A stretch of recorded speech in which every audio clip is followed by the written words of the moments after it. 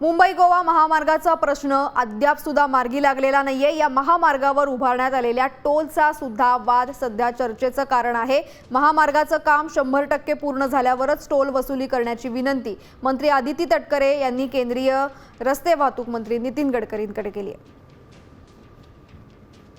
100% काम पूर्ण होईपर्यंत टोलची वसुली केली जाऊ नये अशा पद्धतीचं आमचं निवेदन हे असणार आहे। मी आजच्या या बैठकीमध्ये सुद्धा त्या ठिकाणी सगळ्यांना विनंती केली की आपण त्या संदर्भातला ठराव घेऊया आणि पूर्ण रस्त्याचं काम क्वालिटी पूर्ण झाल्यानंतर टोल देण्याच्या संदर्भामध्ये कोणाचाच विरोध नाही।